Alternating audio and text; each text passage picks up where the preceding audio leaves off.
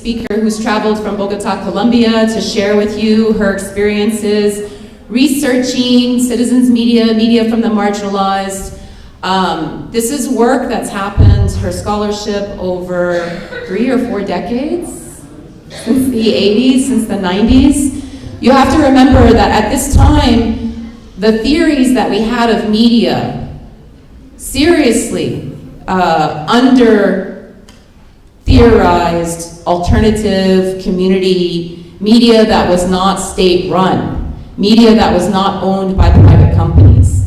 And so at this time in the 80s, critical scholars, in part because of Clemencia's work, started to look to media coming out of social movements, coming out of activism, media owned by communities, run by communities, for communities. And so this begins the rise of the theorization of community and alternative radio media in general. And I think that one of the things that we're trying to do at MD Lab is to remember that there are various types of media being used in the communities that we work with. And I think what Clemencia is offering us today is a way of thinking about how else is this happening in areas of the global south outside of the Arab region. So if anything, I invite you to listen and to learn and to take advantage of this opportunity to engage in south-to-south learning, not looking at models and theories brought to us from the West, but looking at practices, experiences, and theories arising from here, from the South, from different regions of the South. So I know it's not an opportunity we often have. It's certainly not something that's being done in the West. So I do want you to recognize that this is a very special opportunity. You have the privilege to learn with Dr. Rodríguez today. So please join me in welcoming her to the stage. Well, she's here.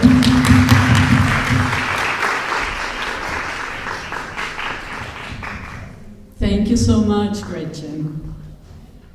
So I'd like to start with 2 images that represent something I do on my free time, which is I embroider.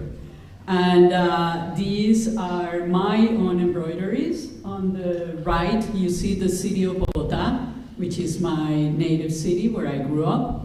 And on the left, you see Philadelphia, which is the city where I live today. And the reason I'm bringing these is because when I'm hours embroidering with different threads in different colors, I think that I do the same in the field of communication for social change. I weave threads of theory and research together with what I find in the field, always trying to understand the role of communication in the lived experience of communities, or what Colombian scholar Jesus Martín Barbero would say, what people do with media. And today I want to center my talk on the concept of epistemology. I know it's a big word, a word you usually don't find used in the streets by activists and protesters, or among groups of women or youth producing community radio in loud crowd, urban settings, or isolated rural communities. But more and more, I think it is a word we should all, communication and media practitioners, activists, students, and researchers, appropriate and make part of our everyday life and practice. Epistemology is all about knowledge. But what is considered knowledge? Where do we find knowledge? Who has knowledge and who does not? Who needs to be taught because they don't know anything? Who is entitled to teach? A long history of colonization left us with the idea that knowledge was born in ancient Greece, that Europeans perfected it, and as they conquered a large portion of the planet, they exported it and made it available to all of us in the third world, or what we call today the global south. With this notion comes the assumption that the world outside of Europe has no valuable knowledge prior to colonization. Unfortunately, I believe that a lot of what we do in the field of communication for social change is deeply permeated by these epistemological notions. Thus today, I will attempt to think otherwise, to share with you what I have learned from brilliant community communicators who are thinking and acting otherwise. Otherwise. This is a word I love because when you summon it, when you say it, it shows you an alternative path, a different way, a shift away from convention. And so here's an example of otherwise. A few days ago, I was walking around Bogotá, the city where I grew up in Colombia, and I wandered around Chorro de Quevedo, which is a small, iconic plaza in the historic part of the city and a place where I spent a lot of my youth in my 20s. Today, this small plaza is still a favorite of local youth, except that today they're all drinking chicha, a traditional indigenous alcoholic drink made by fermenting corn. And I'm going to show you a video of this small plaza, and I want you to pay attention to what the sellers are selling on the street.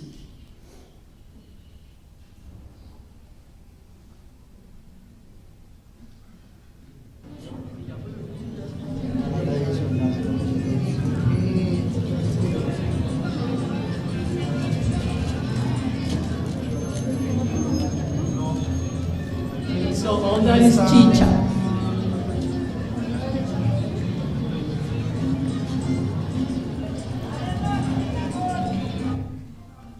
So as you can see, it's a party atmosphere, lots of youth hanging out, talking, shooting the breeze, and buying this drink from street vendors. Chicha has an interesting history. It was the most common drink in the country until the mid-1900s, when urban elites and beer companies spread the notion that drinking chicha was a sign of ignorance and backwardness.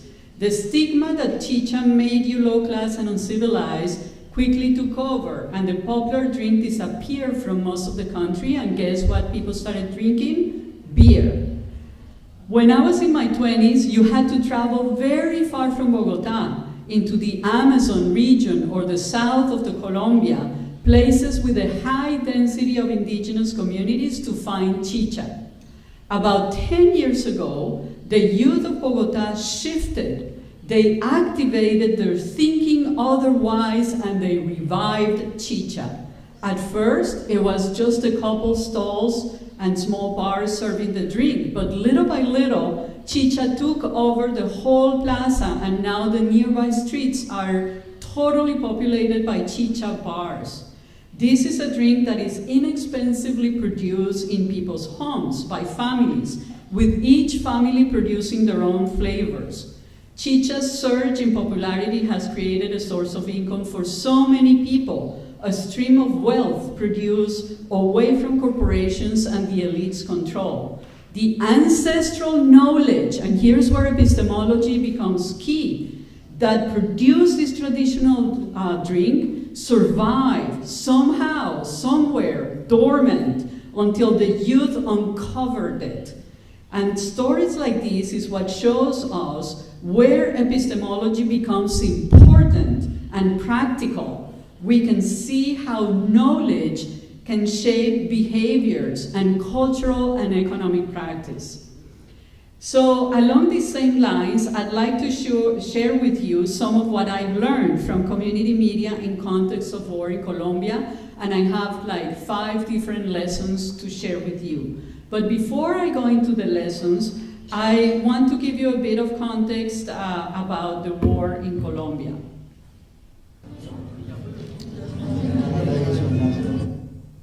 Okay, so so the war began in Colombia in 1948. Between 1958 and 2012, we lost 220,000 Colombians to the war. During that same period, armed groups forcefully removed more than 5 million Colombians, a staggering 15% of the total population from their land. Armed groups recruited thousands of minors and left behind hundreds of anti-personnel mines covering entire regions. The long-term negative consequences of the war's losses and disruptions were catastrophic for communities. It would take me a couple hours to really explain Colombia's internal war, but here are some of the essentials. Number one, there's one figure that explains much of the war, and that is 51.3. This is Colombia's Gini index, and this is a figure that we should all be aware of and use it and become very familiar with. Gini measures inequality. Globally, South Africa has the worst Gini index in the world at 63, but Colombia has one of the highest in the world, meaning some of the highest levels of inequality in the world. Number two, about the war. The main armed groups are leftist guerrilla groups that formed in the 1960s to transform this systemic inequality, especially around land tenure issues. That's one of the armed groups. The other one is right-wing paramilitary militias created to protect landowners from the guerrilla. The third group is the state security forces, the military and the police. And the fourth one is drug trafficking mafias. Number three, if you add up all these armed combatants, right-wing paramilitary, leftist guerrillas, the security forces, the armed groups, the drug mafias, you get about 300 people total, and that is less than 1% of Colombia's total population of about 40 million.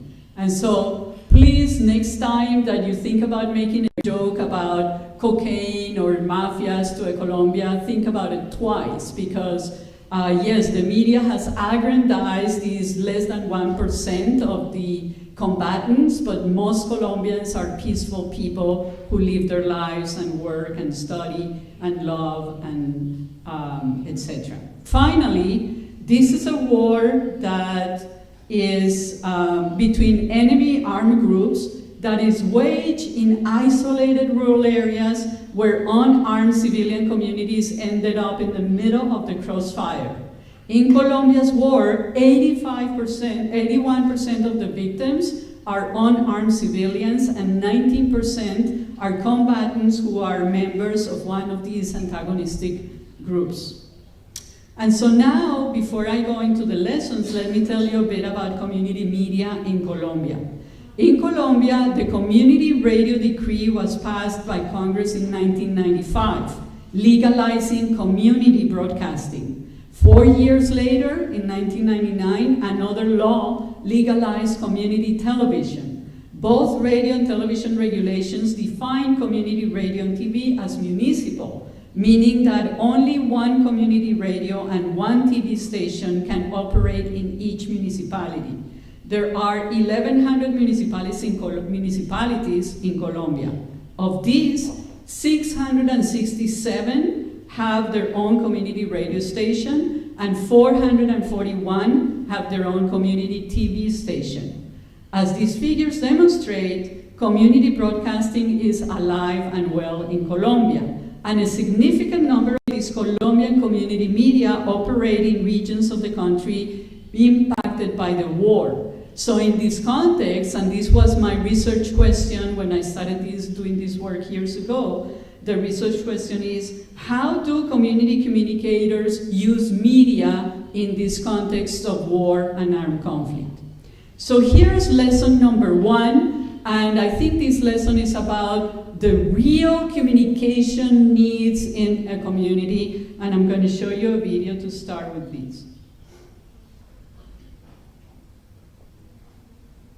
So this video is made by one of the community media initiatives that I study in the south of Colombia.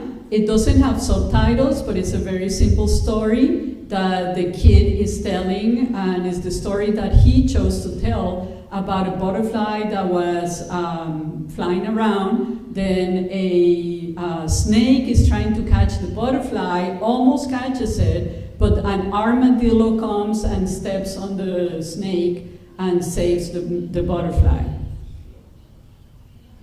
4, 3, 2, 1. Mi nombre es Johnny Caldón Trujillo, vivo en el barrio Palo Negro. Esta mañana estuve por ahí en la calle, entonces vino un amigo y me convidó a la escuela audiovisual.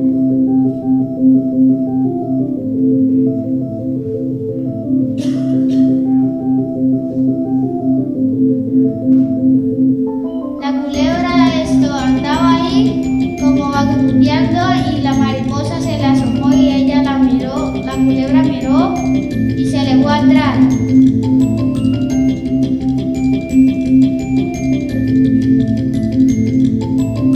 Ya la iba a alcanzar para comérsela, llegó un armadillo y la salvó, y el pisotón en la cabeza fue tan duro que la mató a la culebra y la mariposa se salvó. Hacer películas, aunque tampoco no es para hacer mucha, pero ya.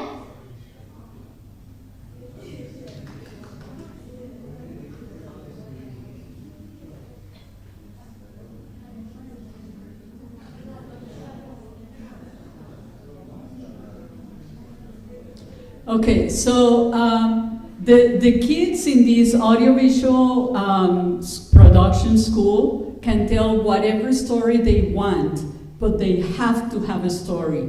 The motto of the slogan of the school is, without a story, there's no camera. So if the kids come in and they're like, I want to play with the camera, the first question is, do you have a story to tell? No, but I want to play. Well, go, think about the story and come back. And when you have a story, we let you in. And so this is all strategically designed because the notion of voice and storytelling is at the center of the media school, much more than production skills or transmitting messages, is storytelling, your own storytelling in your own languages with your own voice. And as you can see, the kid he decided to have the snorkeling mask on, they let him, he's talking in his very child language, they're not in any way kind of making him change the language that he wants to use to tell his story, etc. The only thing that is important is that he has a story to tell. And I'm calling this war media. Why am I calling this war media? Because it is a media narrative set in a war-affected community about a pocket of life that has not yet been occupied by media.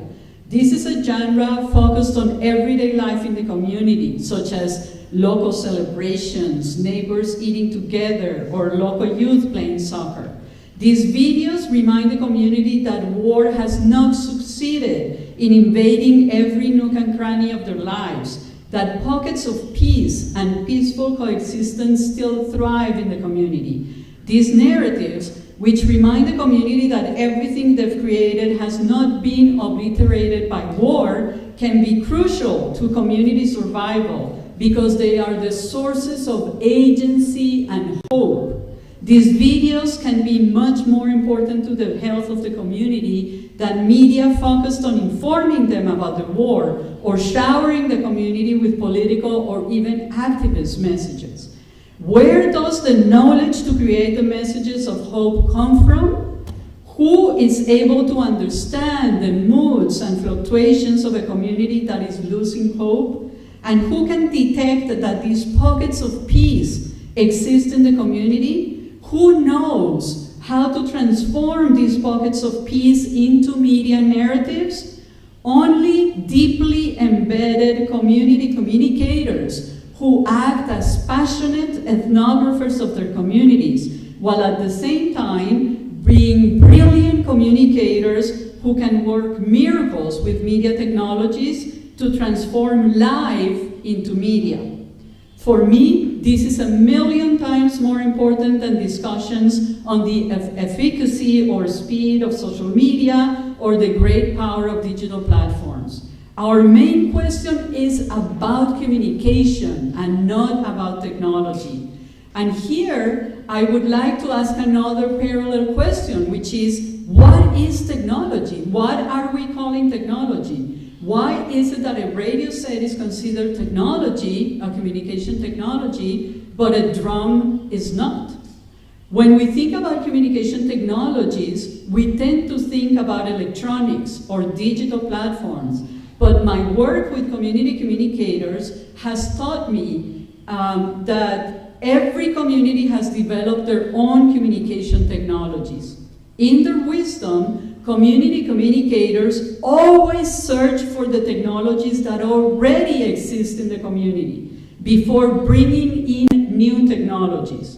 First, they keenly observe their communities to identify locally available technologies, and then they develop amazing expertise and creativity to repurpose, hybridize, and converge these existing technologies.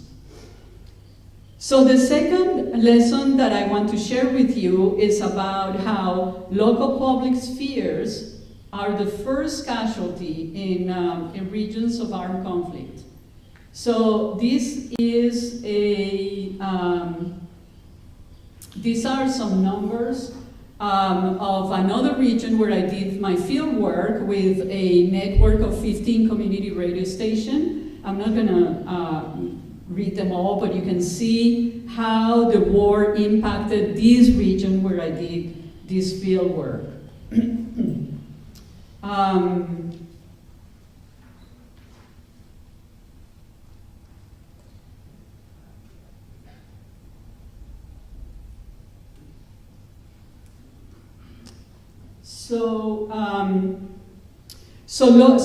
So this is about, the second lesson is about how the war impacts a community in very specific ways. Local public spheres are among the first casualties when unarmed communities have to coexist with armed groups. People are forced to negotiate men with guns occupying their streets and plazas and markets. To counter these, Colombian community communicators devise very creative strategies to repopulate local public spheres and break down the social isolation and collective terror imposed by war.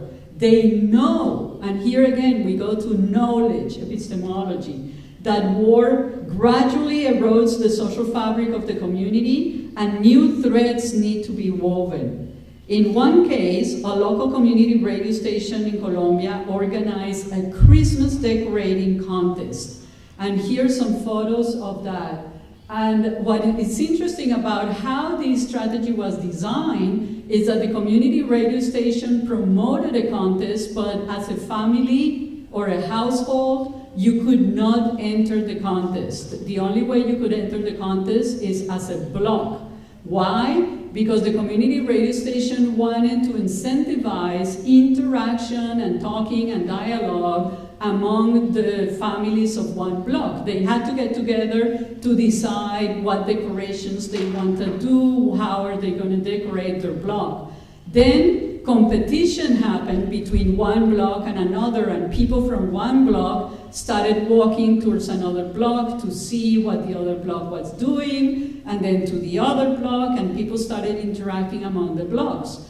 And then finally, the prize of the contest, even the prize was designed to make dialogue happen among community members. The prize was everything you need, the food, the drink, the decorations, to throw a block party and invite everyone in town to your block to party with you. So even the prize was an incentive to bring people out of the isolation and promote dialogue and interaction. In another case, in the Colombian Caribbean, which is another one of my research sites, in a city entirely terrorized by war, local community communicators succeeded in bringing people out of their isolation by organizing film screenings in the Central Plaza. This is an image from that. The technologies can be very basic. The key is understanding what a community is going through and how to design communication strategies that can address those community needs. In Caquetá, where the Christmas decorating contest took place, we find an example of the creative use of local technologies. The leaders behind the local community radio station wanted to bring the station to the places where people live their lives, instead of expecting people to come to the radio station. They observed that people in the municipality move around on bikes. You know, the municipality has a small town, but most of it is rural areas with mountains, so there's mountain trails and mountain roads. And so they decided to converge this transportation technology, which is already used in the municipality, with radio. And the result is the radio cycle, which you can see here, and is totally local design. So as you can see, it's a tandem bicycle that can take 2 radio producers. It works as a radio mobile unit. So it has a transmitter with 2 microphones and an antenna. And so this radio cycle can go everywhere in the municipality to do radio production. The antenna on the bicycle transmits the signal to the main radio station, and from the main radio station the signal goes into the entire municipality. Last year, in my community media course at Temple University, my students reached the conclusion that in Black neighborhoods in Philadelphia, the barber shop is a very old and very powerful community communication medium, a technology, if you will. They also observed that local community media in the city assume that Black and brown communities are a blank slate in terms of communication technologies. They assume that there's nothing in these communities and that they have to bring community media to these communities. Instead of recognizing and building in what is already there, Philadelphia community media tend to approach marginalized communities with the cliche of giving a voice to the voiceless. And so I believe that we need to decolonize our understanding of communication technologies to allow us to see all that already exists in the community. So let me go now to lesson number 3, which is all about the democratic process. Another lesson that I want to share with you has to do with the rule of law. In context of armed conflict, essential elements of the democratic process, such as elections, transparency, and good governance, erode as the logics of war take over. War breeds corruption, bribery, impunity, and cronyism, as the rule of law is replaced by survival of the fittest ideologies. Citizens lose trust in local governments. Local government officials who refuse to give in to the demands of armed groups become military targets. In Colombia, we learned this too well. During an election cycle a few years ago, 24 mayoral candidates were assassinated. The same year, approximately 67 candidates in other local and regional elections decided to pull out of the races after receiving death threats. And you just saw, maybe in the news, one of our candidates to vice president was targeted just yesterday in a public plaza.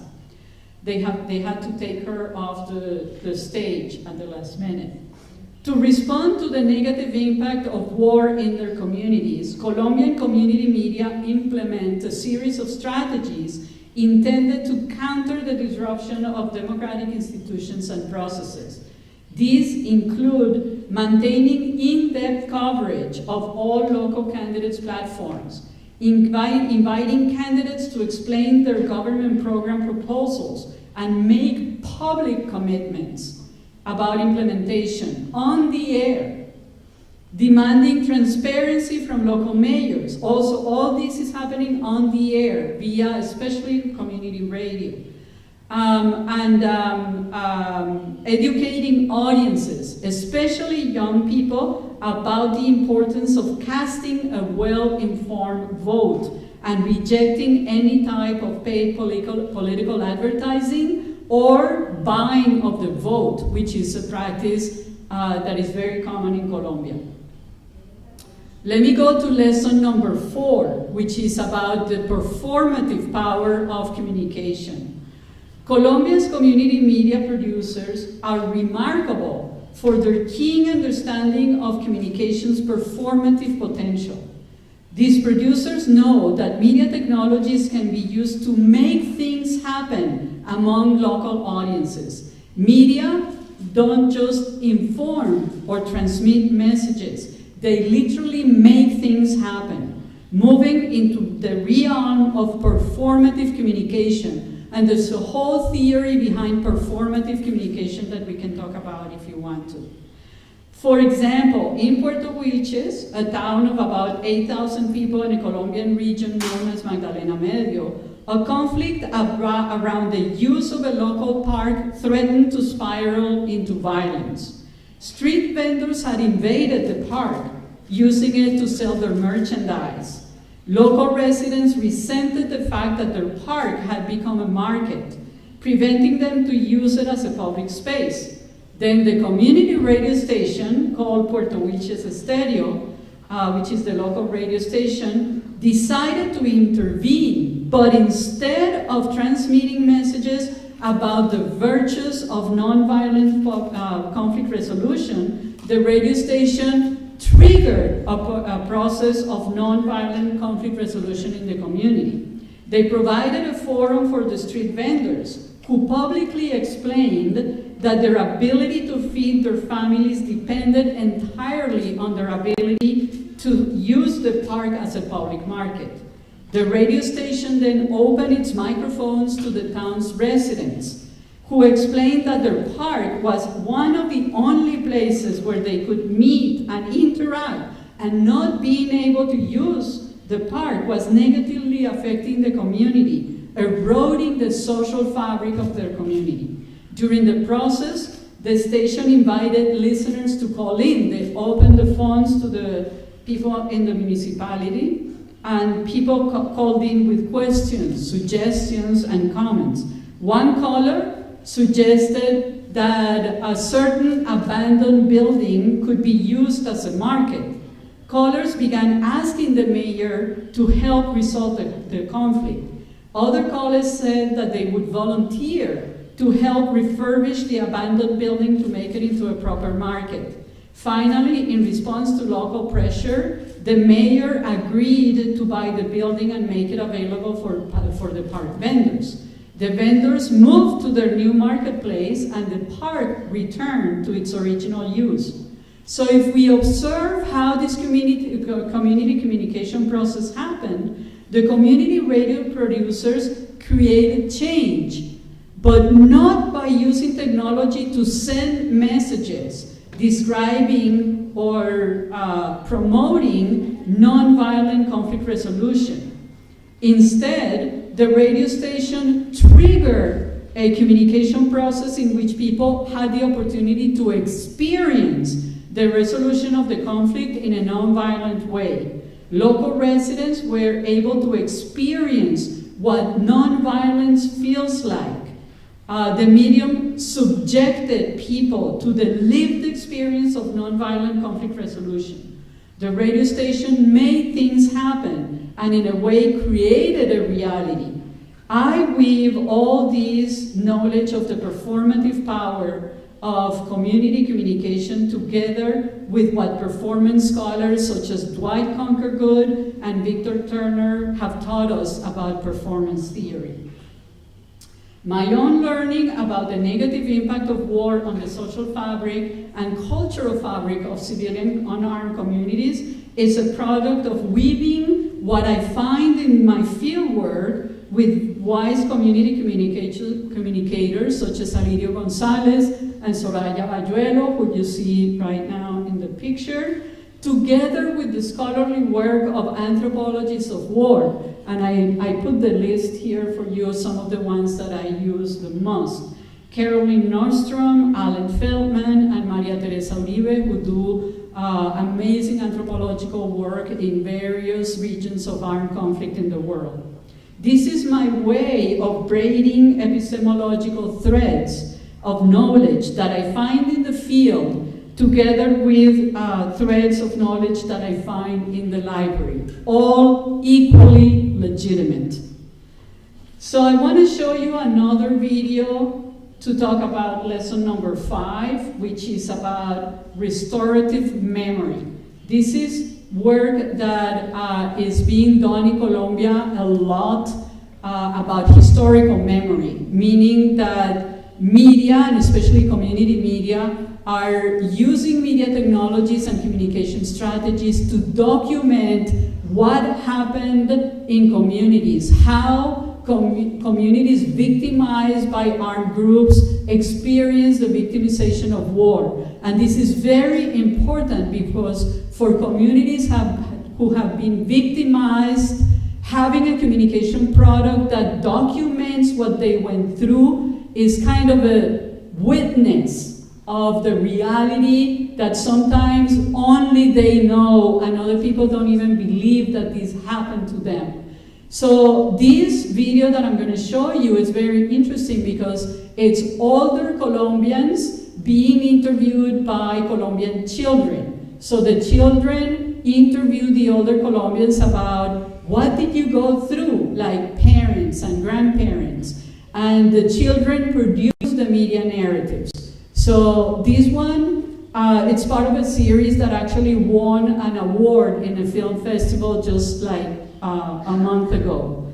And it documents what a community went through, especially in terms of land and land tenure issues, what the land, the different phases of what the community went through in terms of how the land was used, how the land was stolen, how the land was bought from them, their farms, and they were displaced, etc.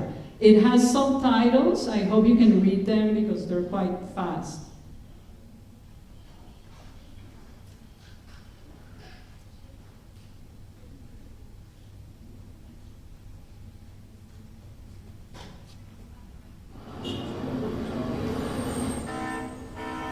En el gobierno de Carlos Lleras Restrepo en el 62 creó el INCORA. El INCORA agarró lo que era colonización y titulación y todas esas vainas de tierra. Había campamentos para recibir toda esa gente y luego los llevaban a entregar en pedazos de tierra, donde ya los tocó a Bolívar entregando lotes de 50 hectáreas. O sea, es un tipo que ha habido de la mecánica en Armenia, o en Ibagué, un ambiente del pueblo, a meterlo a una selva de estas, cuando lo miraba un árbol se pone a sudar y se cae. Campesinos adaptados a una selva no los encuentran por allá. A veces dejaban a finca sola, llevaban al supervisor a revisar y no había nadie. Otros tipos que se vinieron y le compraban 2 o 3 parcelas a varios y tumbaban montañas y hacían fincas grandes. Eso se convirtió en ganaderos, porque ya traían recursos para moverse. Y yo tumbé monte solo y sin plata. Nos dieron inmediatamente un título a estos montes y me dieron un crédito por el Banco Mundial por 60.000 pesos. Y aquí por Torres había camionados de plátano, carga como un berraco de arroz, maíz. Ahí habían bodegas que se llenaban hasta el techo, mientras que el mixto cargaba y volvía el otro por la noche a cargar más. Y del 75 al 80 fue eso así. Cuando yo me hice a esta finca también sembré caucho, pero entonces comenzó a bajar el precio, comenzaron a importar caucho de Indonesia, de Java, de África, por eso que se cayó el caucho. En la década del 80 se vino muy el asunto del narcotráfico, a tumbar rápidamente para sembrar 1 hectárea de coca. Mucha plata hubo con la coca, pero para más violencia habían atracos en la carretera, por todas partes habían atracos. Cuando vino la autodefensa tenían campo de entrenamiento ahí traían gente de toda parte y desaparecían ahí. Luego después hubo una negociación con ellos y entonces ya comenzaron a buscar la gente que regresara y todo, ya jugando, ¿no? Algunos no volvieron nunca. La finca que ahora es de Leonardo ya había comprado varios vecinos ahí, quedó más grande. La finca que ahora es de Arturo Silva, él llegó a comprar varias, les compró a Jairo Chalos allá en La Vega, le compró a Gimborosco, le compró a Molina, y lo que él le había comprado a los otros. Y así ha sido el caso de la gente que ya van terminando los ciclos de una finca y no han pasado de ahí.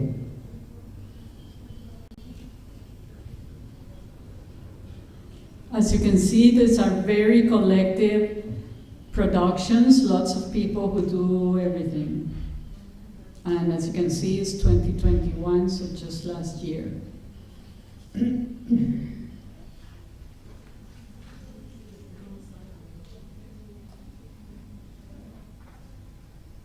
So I'd like to suggest that this type of community communication, go here, can be linked to what in Latin American is known as territorio. And let me expand on this a bit. What explains, and here's kind of a seed question, what explains the high density of community media in Latin America? It all started in the 1960s with Brazilian philosopher and educator Paulo Freire, who you have here in the picture. And his notion that knowledge rooted in experience is the main building block of political agency and voice. Freire marked the emergence of a new way of thinking about communication, language, and power in Latin America. From Freire, we learned that the impact of poverty and injustice and oppression goes beyond material conditions to generate what he called a culture of silence, where people lose their own voices and end up internalizing the voice of the dominant groups.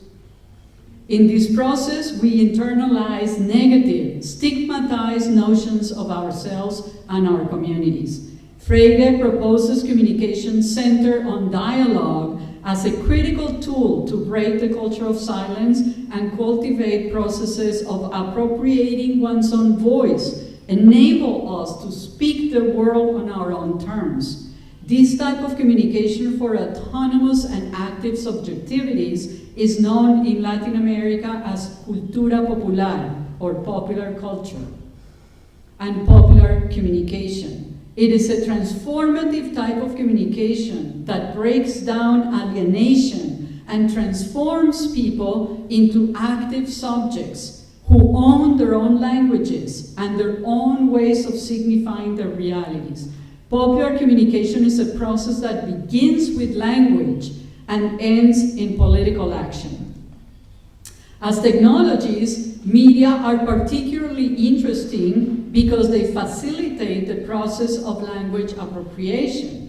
Learning to operate a video camera and capture the images and sounds of one's environment is an exercise in the appropriation of audiovisual languages. Learning to edit sound and image and bring one's own narratives to the public sphere is an act of appropriation of language and the ability to spread one's own voice. The only reason that media exists is to capture raw experience and transform it into narrative. Thus, community media have great potential to offer people the opportunity to grow their own voices towards agency and empowerment, the main components of popular communication and Freirean consciousness raising. Later, in the 1980s, Colombian scholar Jesus Martín Barbero talked about the political power of cultura popular, the cultures, always in plural, of the people.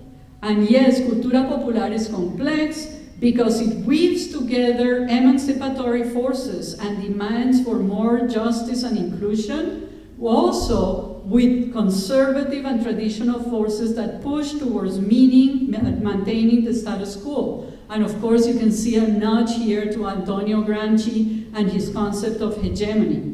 But cultura popular is knowledge that originates with the lived experiences of people.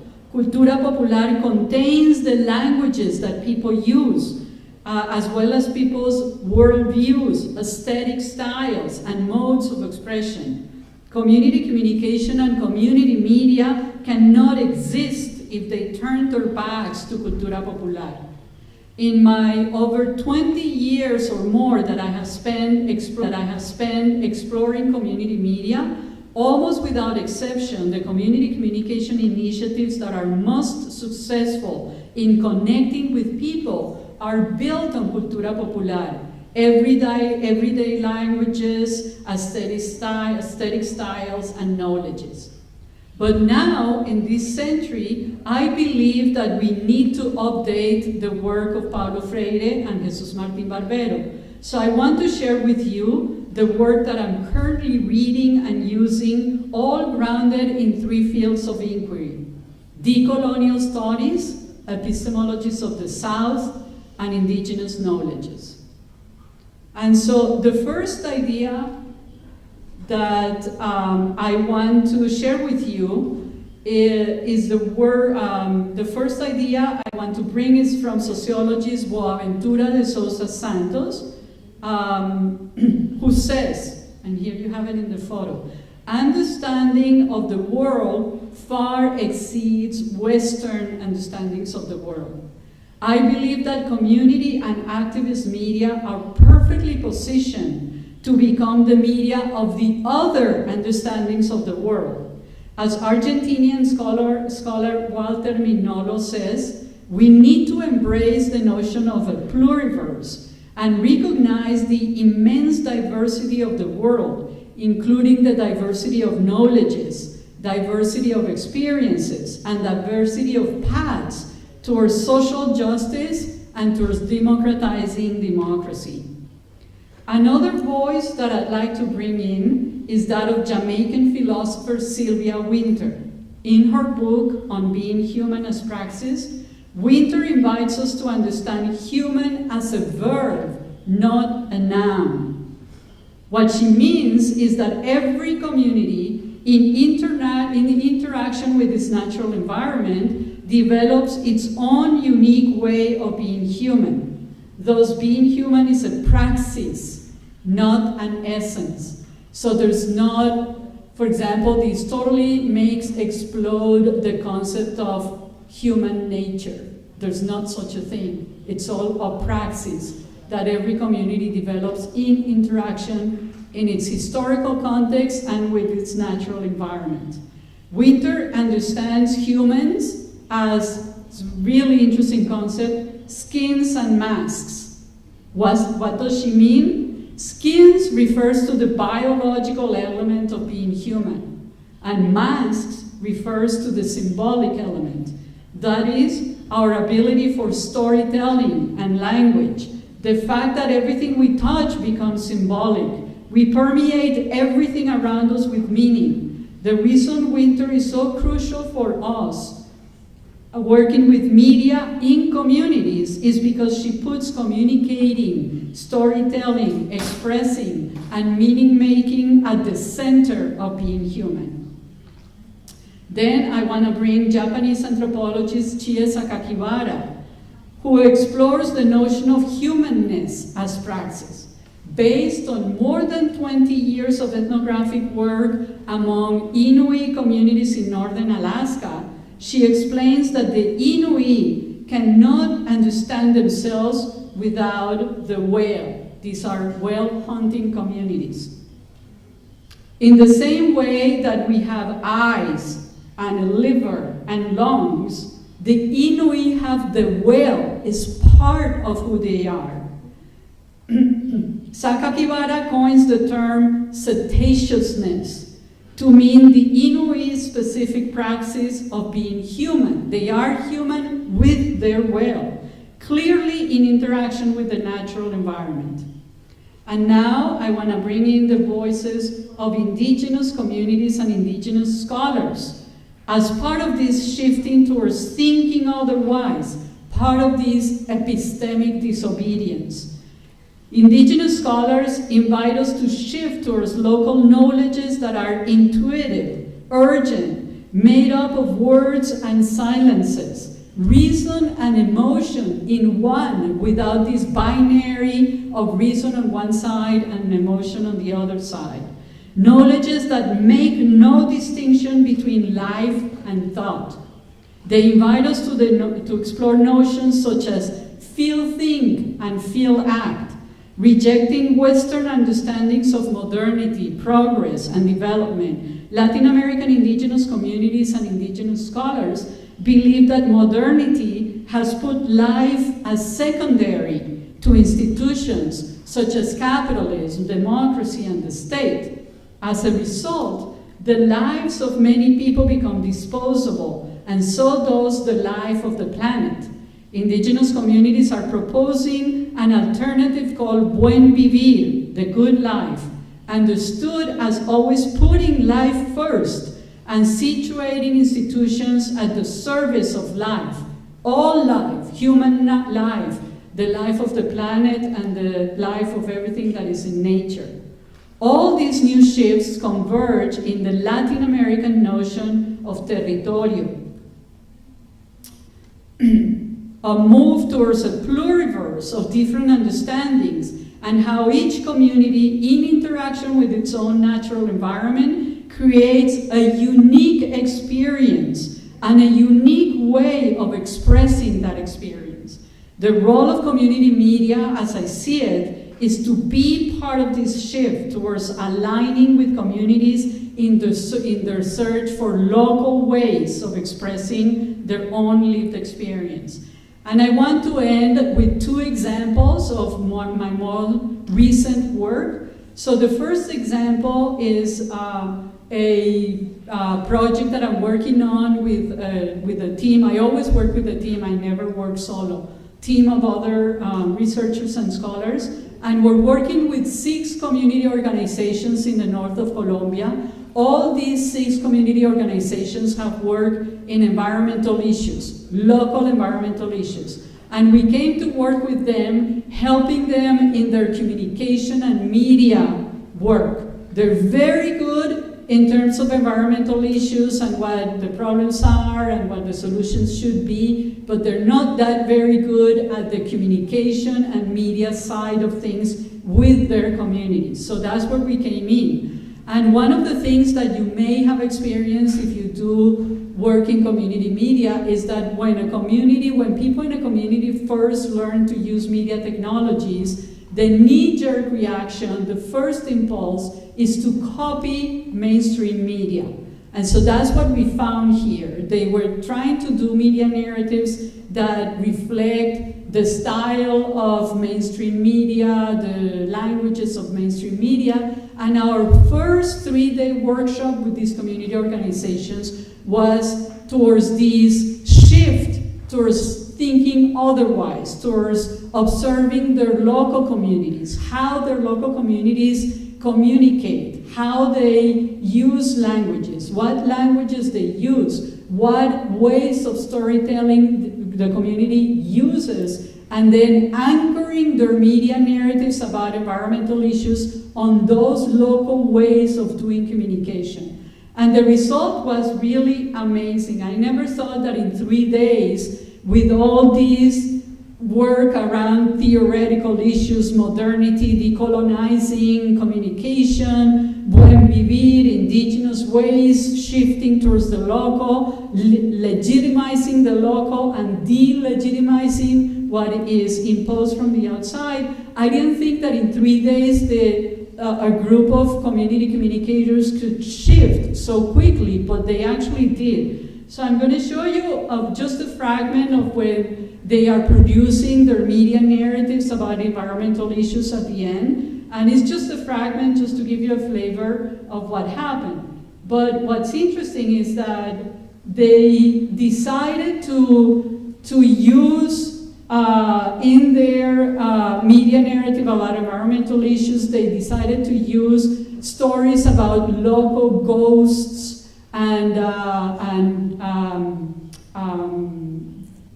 traditional duendes, failing for the word here, but like ghosts, supernatural beings that people in the community believe in, and so they use that to create this narrative. And so here's a little bit of the video they're producing while they're producing it.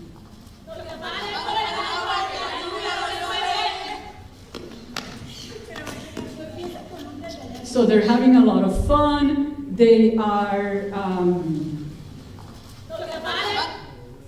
and this is the ghost that they're used. It's called El Moan, and El Moan is it's very common that, especially in communities that have waterways, wetlands, river, creeks. El Moan is always lives by a creek, and it's an ambiguous ghost that sometimes is protecting the waterway, protecting the river, but sometimes is scaring the humans that approach the river, has a lot of complexity and ambiguity. This group was producing a media narrative about collecting rainwater, about promoting the creation of an aqueduct that would function on the basis of rainwater. And so they ended up using the Moan as the center of the media narrative. And so as you can see, it's a shift towards local ways of storytelling. And the last example I want to share with you is the work of communication scholar Orlais Duran. So Orlais is such an interesting case. I met Orlais about many years ago when he was a young community radio producer. Now he has a PhD in media studies.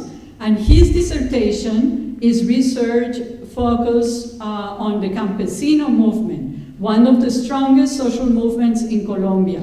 Campesinos are agricultural families who for almost a century now have fought for land reform.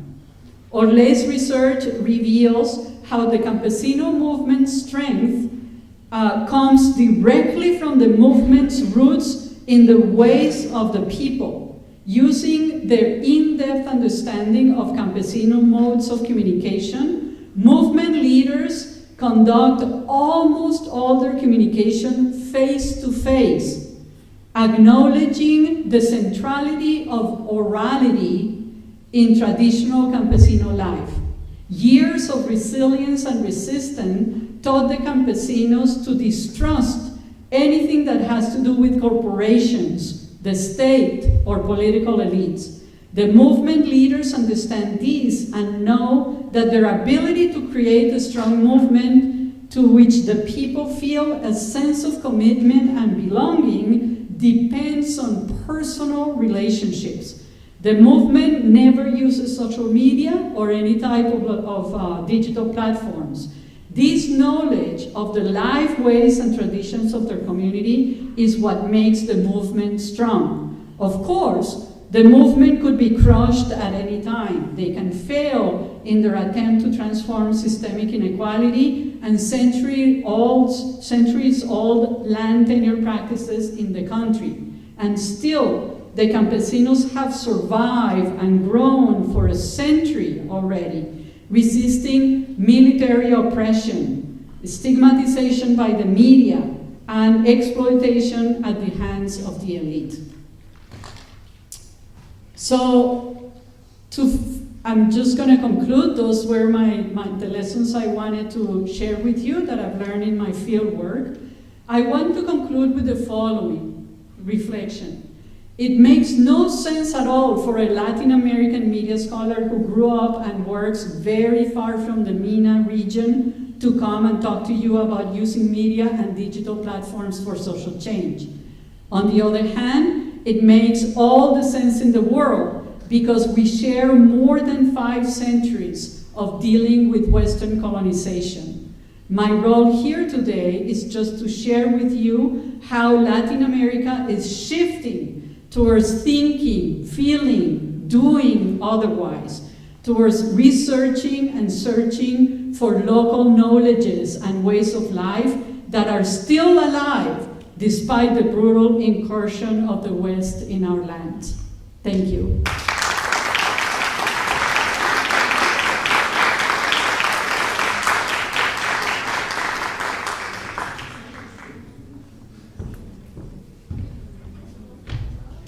With sound, do you have a microphone?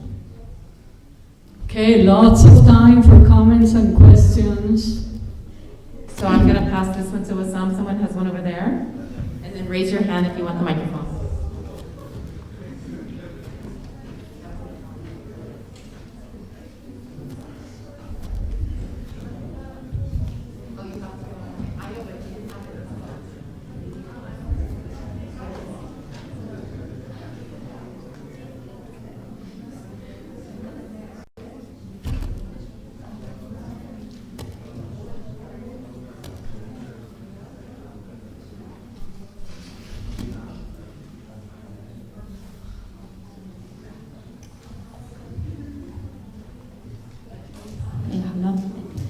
I'm going to put it more on there because I like him so much.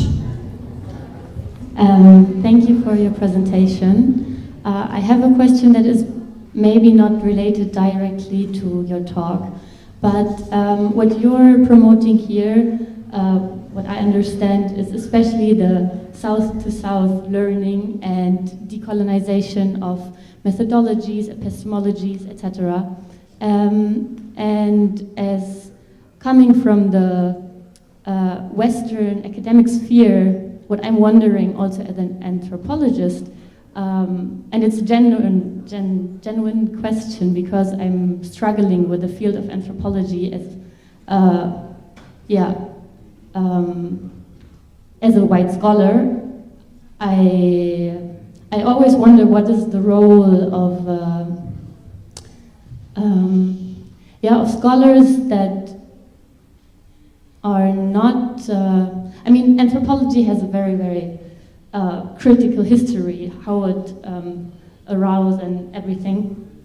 And I wonder what's its role today, because I think, like, as Susa Santos is promoting, we need the epistemologies of the South because they are, like, we need the plurality of different knowledges, because we see the knowledge we have now, or actually no, not what we have now, but the knowledge that is prominent, that is dominant, is turning this world into a horrible place. So we need different epistemologies, but like, what is the role of the Western academic sphere to promote this decolonization without imposing itself again? And as a white scholar, of course, I want to know about all of these epistemologies, but I see I'm just reproducing certain colonial structures if I just go somewhere and be like, now here's me and I want to do the research here. So it's an eternal struggle, and I'm sorry for the long talk. No, yeah, I totally understand your question. But the beauty of this decolonizing project is that really the Western epistemology that comes out of Aristotle and then was transformed into Christian, Judeo-Christian epistemological ideologies and models is relevant for very few people on the planet. So, for example, if you're a woman, you're already kind of excluded from what Aristotle put on the pedestal of the model human, right? Obviously, if you're black or brown or not white, you're pushed from the pedestal. But if you're a woman too, if you're queer, you're out. If you have a disability, you're out. So, as we go through who was excluded, then we realize that very few humans fit the bill and can stay on the pedestal. So I think in my classes with about this in Philadelphia and the Global North, I see my students connecting with their lived experience. Even if, for example, a white American student, male, but he's gay, so his lived experience already connects with the experience of exclusion.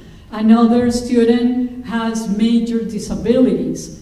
even though he may be male, cisgender, and heterosexual. But the disabilities is the foundation of his experience of exclusion. So, and you know, even people, students of mine in the global south who grew up in very elite families, totally connected to the colonial, you know, experience as a privileged part of the colonial experience, they ended up like exploring their lived experience and realizing that there's a lot in them that connects with local knowledges that has been repressed. And so these actually gave them kind of an open door. I don't think at the end of my class, no one was feeling like I am the model of the Western epistemology.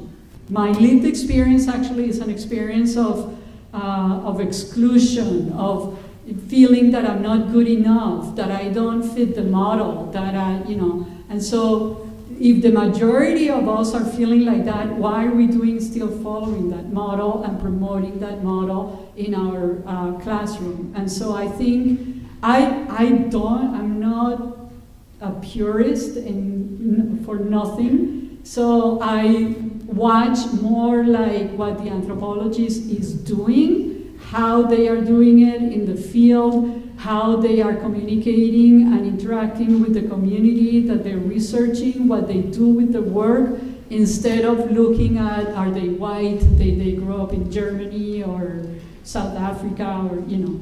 Of course, there's politics of resources and everything, but you know, Kusikanki, where is Kusikanki here?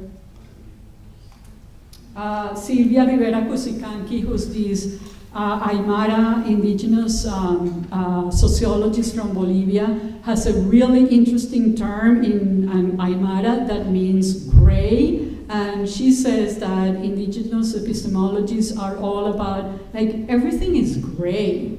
There's not really white or black. Everything is bastardized. Everything is a hybrid. Everything, you know, there's nothing pure, really. The idea of pure identities is very Western. So, you know, this is another thing that they say, Jaime Martinez Luna, is you work with what you have.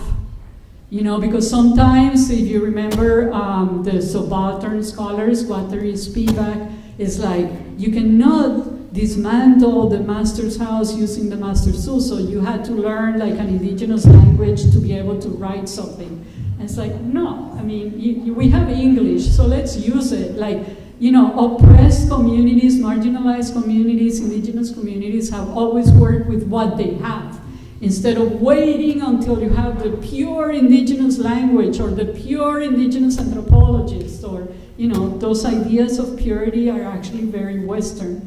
And indigenous communities are teaching us, indigenous scholars, that gray is okay. Most of us are hybrids. You know, I may look white. My grandmother is an indigenous woman from Guatemala. Like, who am I, right? It's all complexities.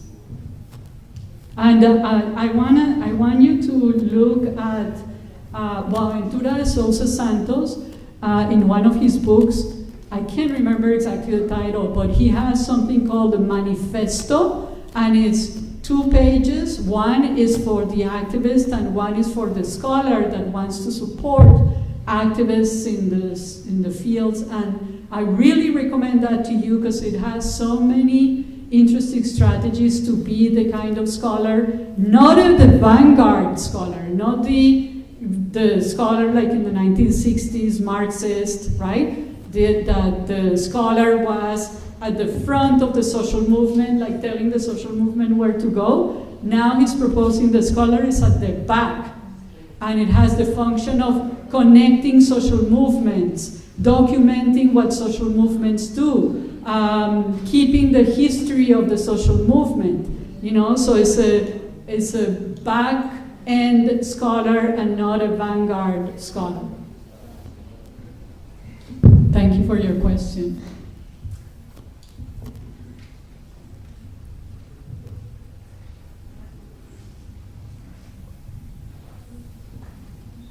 شكرا دكتورة على العرض، لكن لدينا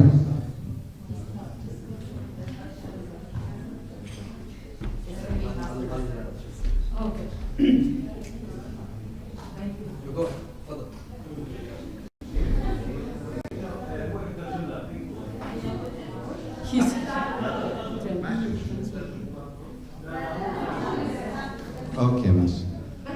انا كنت بدي يعني من خلال عرضك كنت تتحدثي عن الصورة النمطية المأخوذة عن كولومبيا، وإنها دولة مليئة بالمخدرات، وإنه الناس ليسوا كما يروج لهم في الإعلام.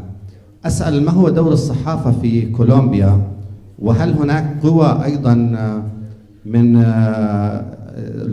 الدول العظمى في العالم مسؤولة عن هذه الصورة النمطية في كولومبيا؟ شكرا.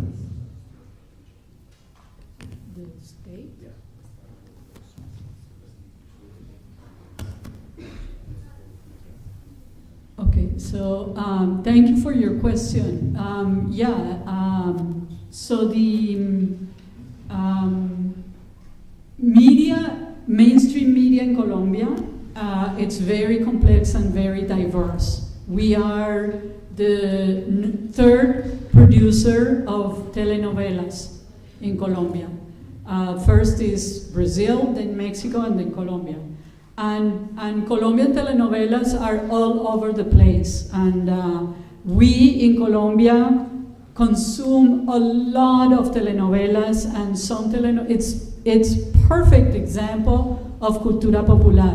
So in one telenovela can have very conservative messages and very stereotypical images of Colombians, and other telenovelas can have very progressive and profound portrayals of Colombian communities. So it's all over the place.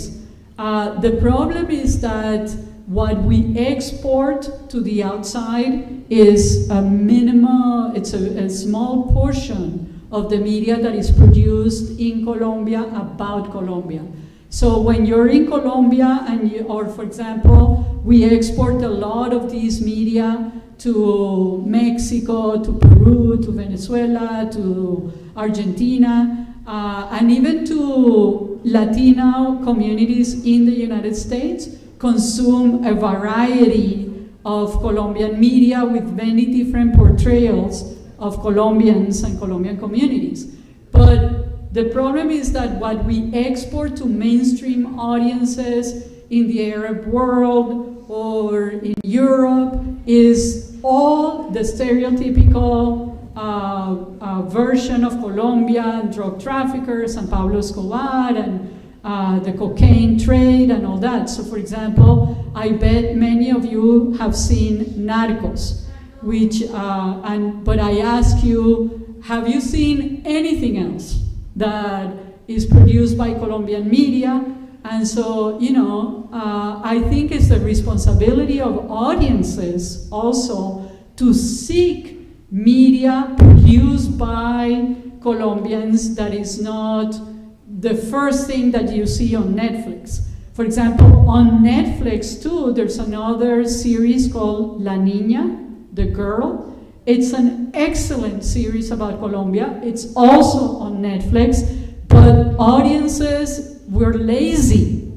We have to be better at not just watching the first thing that appears on your screen, but actually searching, going out of our way, doing our homework, and searching for other types of media produced by independent filmmakers and television makers and community media to kind of have a more roundabout idea, a more complex idea of any region of the world, not just Colombia. Thank you so much, Dr. Clemencia. Thank you. I know that people want to break for lunch, but I do want to let you know that Clemencia will be traveling back to Bogota on Thursday. So if you have things you want to discuss with her, case studies of community communication happening in your community, please take advantage of the time she is here with us over the next 3 days, okay? She does leave on Thursday. So thank you. Have a good lunch. Thank you so much, Dr.